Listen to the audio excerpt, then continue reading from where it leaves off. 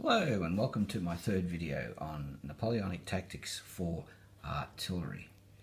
What I have here for you is an example of the four major types of artillery: a heavy gun, a medium gun, a howitzer and a horse gun. In our Tricolor rules, field guns are classed as between 6 and 11 pounds, heavies 12 pounds and upwards, horse guns 3 to 5 pounds, and the howitzers are roughly used the same as the field guns. Okay, so what am I talking about when I say 12 pounds? Well, that's the weight of the shot that the cannon fires.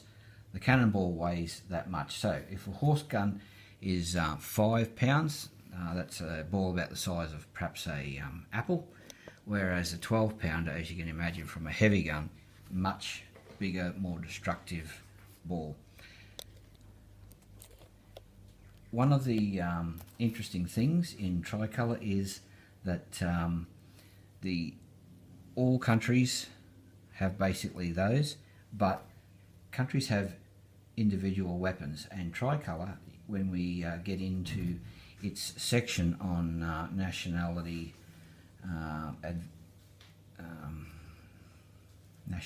characteristics, that's what I'm trying to say. It gives you examples of, for instance, the British howitzer was so good that it has a slight increase in casualty power to other howitzers. The Austrian horse gun can neither move nor fire. The Prussians, their field guns can be hand pushed and fired along with the troops as they advanced. Not too far each move, but it's something that no other nation gets that advantage to do. And the Russians have a howitzer called a Lycorn that came in a 9 pound and an 18 pound size shell. And of course, if you have those, I don't have any Russian troops, but if you did, and you were firing the 18 pound Lycorn howitzer, you would take out more casualties than a normal howitzer. And there's national characteristics too for speed. French horse guns go a little bit faster. That's one that jumps to mind. I think we'll leave it at that for now. So they're the four major types of cannon. Let's talk about the type of shell or shot that they fired. As I said, heavy gun, field, howitzer, and the horse gun all fire a round shot. The distance it goes and the accuracy, of course, the bigger the gun, the bigger the shot, more accuracy further than the smaller guns. The second type of thing they fired was a shrapnel, which was a round ball full of musket ball size pieces with a wick. The idea behind that was you trimmed the wick to the distance you thought the enemy were away. It was a bit of a science. Put it in the cannon and fired it, and when you fired it, the heat of the gun set the wick burning. If you've judged it just right, the shrapnel shell arrives, explodes, and showers musket balls in every direction, wounding and killing either cavalry or infantry. If you've trimmed the wick too short, it explodes in the air, and that might not be so bad. Too long, and it lands on the ground, sits there with the wick fizzing away, and some brave soul might run up and put it out. Or you're probably not allowed to duck for cover, but if you were, that'd be the time to do it. Shell was the next example. And it was exactly the same, but instead of being filled with cannonballs, it was just filled with powder. And when it exploded, it was the casing that broke up into fragments and went in all directions, hurting people. Canister was the next big defense against infantry or cavalry attack, and it's simply like a shotgun effect. The canister is put down the barrel and fired out in a spread. If you're having trouble imagining what I'm talking about, here's a picture to show you. So here's the shell with just full of black powder and nothing else. Here's the shrapnel, which is the ball full of little balls and the wick that you trim. Here is canister. You can see all the little balls there. It's fitted into a container like this, fired out in a shotgun type effect, and there's no pictures of cannonballs there because they're boring. They're just round pieces of metal. Some guns do counter-battery fire. It's not very effective at long range, but you can get lucky. If I talk to you about the distances that Tricolor allows for these different types of articles that the gun can fire, just to give you an idea. The round cannonball, I'll just talk about the heavy gun because you can understand that all of these, the distances are quite reduced because they're smaller. So the heavy gun can start to take out casualties from 7 feet out, which is quite a long way across the battlefield, but it's not very good. 5 feet and it's starting to become an annoyance. If you want to do counter-battery with the heavy gun, you're not going to do very well until you get down to about 3 feet away. So you can do it at 5 foot, but you're probably wasting your shot at that distance. Canister, on the other hand, is only good from about 1 to 1.5 feet, so the infantry are upon you by the time you start using that. So it gives you an idea between sending a ball out to 7 feet and canister being used as the last ditch defence 1 to 1.5 feet. Now here's a picture of an Austrian 3-pounder artillery piece being tweaked as it's on the field of fire. Look at the men it takes to pull the artillery piece around. These guys are pulling forward while they're pulling back. This guy's trying to move the trail around. And this is a very light piece of ordnance. And it's starting. What I want you to get the idea here is that artillery is not as flexible as you might think it is. This picture here is an absolute beauty. It's a French 12-pounder. Now this is a big, heavy piece of artillery, and it's fired, and this particular picture is called running it back into its original position because they didn't have a recoil system like we do on weapons today. The gun's carriage actually ran backwards a distance after the gun was fired. It'd have to be pulled back into position to be in its original position to fire again. You'll notice down here you've got 2 guys on the tail. You've got 4 guys here, each with a lever either side, helping to heave this thing around. And all of these soldiers or gunners are pulling the gun forward with ropes attached to the wheels.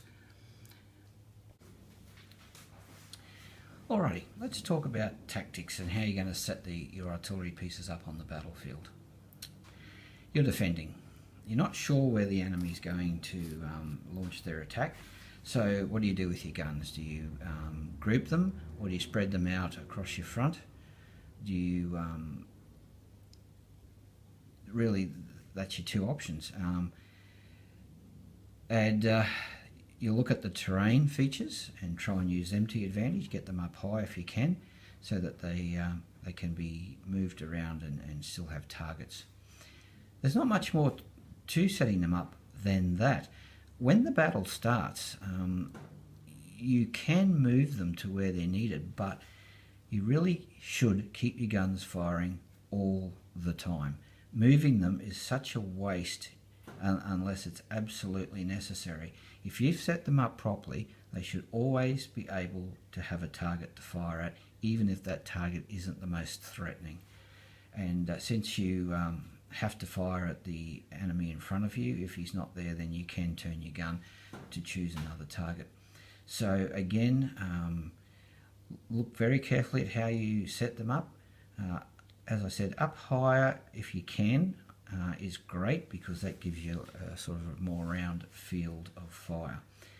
Now, you're the attacker, so you get the advantage of looking at the disposition of the enemy and where you're going to set your guns up. The biggest problem you have as the attacker is as you move forward, you leave your guns behind, and you're moving closer to his guns, and yours are becoming less effective.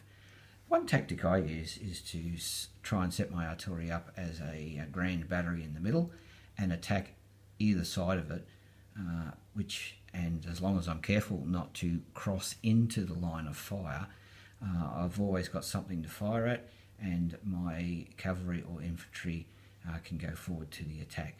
It's not necessarily ideal because they could be moving into the attack on the enemy's guns, and if you watch that video I've made on the attack on Bremer Ridge, you'll see the French left really had a hard time moving forward.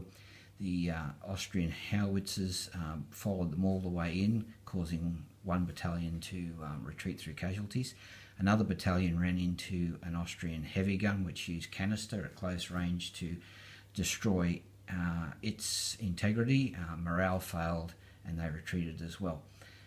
On the other side though, the French counterbattery managed to knock out two Austrian guns, and that left that flank vulnerable to be attacked by French infantry and cavalry. So setting your artillery up, of course, is everything. Horse guns can roam around the table plugging gaps and being the biggest nuisance they can, even though they don't kill a lot of people each time. The fact that they're there and they're mobile, hard to get, you really can only chase them away using your light cavalry. You have to so think about horse guns. They're not that expensive, and they can cause a lot of disturbance, but the heavy guns are the ones that really in the end do the damage. Let's talk about movement now. Obviously the heavy gun is the slowest piece that you have, and as the army moves at the speed of its slowest unit, if you've got a lot of heavy guns, then they are going to drag the army back, but of course when it gets to where it wants to be, they play their part. The field gun and the howitzer both move at the same speed as infantry, therefore they're way more useful, especially if you have to move quickly. And the field gun still has some hitting power, it's just not quite as good as the heavy. The howitzer of course fires up and over obstacles, so it has a unique position on the battlefield. Most gun batteries were made up of field with a couple of howitzers as a general rule of thumb. The horse artillery of course is the fastest, but the gun is the lightest. You can use the horse artillery to race around, plug up gaps in the infantry line, to go forward with the infantry, to go forward with your cavalry. They can be quite a nuisance on the battlefield to the enemy, even though they only fire this small round. But if they get on the flanks and they're firing through down the flanks of lines, etc., they will cause casualties. So that's sort of movement with the artillery pieces. If we look at this group of infantry here marching towards the guns, obviously you fire a cannonball at them. It can travel down the whole length of the column, and do quite some damage. But if you set your column out in line and march towards the guns, obviously the cannonball isn't going to hit as many as it goes through, but approaching in line you travel slower, so it's going to take you longer to get to the cannons from where you can fire your muskets at the crew, if that's what you're trying to do, and that in turn leaves you to suffer the casualties because of your slow approach. Now, we have this device that we've made called a canister field of fire, and the way the game's played is the perspex is placed at the muzzle of the artillery piece firing, and anything within that spread can become a casualty, and it's calculated out by how close the infantry is to the gun, what size gun is actually firing. So this is used to make sure that your own infantry are not within the canister range. If they are, you can't fire the canister. You might have to revert back to a ball. But that's just an interesting piece of apparatus that we made from the recommendations of the game to show where canister is effective. So here's a model of Congrave's rockets. Now, obviously we've got the models, so we have to have rules to use them. And Tricolor never had any rules for rockets, so we actually had to make some up. Went in to do some investigation, and I'll just read you a couple of articles I found on rockets. We did get some effective firing rules going for them, but at the War of 1812, rockets proved to be very inaccurate, unpredictable and erratic, and liable to misfire or explode after lengthy storage or transport. Another article said at the Battle of the Nations at Leipzig in October 1813, Congreve apparently accompanied the troops to Leipzig. The rockets fired at a column of French soldiers numbering 2,500 men struck such terror within them that they lay down their arms. So one of the important things to understand with that is, and I've talked about it before, the education of the soldiers in the armies during the Napoleonic Wars, where most of them were fairly illiterate and came from country towns where they were born, would have worked and probably have died if they hadn't gone off to the wars. Technology or science like this, unexplained, even though these men could withstand cannon fire, etc., but something like the rockets absolutely scared them. Interesting, isn't it? So, we have rockets. They're effective in our games about the same as canister, out to 1 to 2 foot. They start maybe taking casualties. You have to actually see if they hit the target when they're fired. You have a limited number, so once they're all used up, they're out of action, unlike the artillery, which has no limit on its firing. But since our games basically last somewhere between 8 and 12 moves, and they fire a cannonball per move, the artillery only fires a limited number of rounds anyway. So one thing about rocket troop, they're light, easy to carry, fast. You don't have the heavy gun carriages and whatnot else that the other troops do. So, if they'd been, and they did become a more accurate, effective weapon, but we have them, and you can play using them if you wish. What I'll actually do in one of the next actual battles that I video, which will be the next video I make now that I've done the 3 services, I'll actually include a rocket troop when the British play, just so that we can have it on the table and see if it does any good at all. Alrighty, so that's it for tactics for Napoleonic artillery. I don't think there's much more I can tell you. So we'll leave it at that, and hopefully you'll see you see the guns in action during the battles, and you'll see how we're using them, and you'll understand that a lot better. Okay, thanks for watching this video. I hope you've enjoyed the 3 that I've made. If you do, please subscribe and thumbs up, and I'll keep making more for you. Thanks.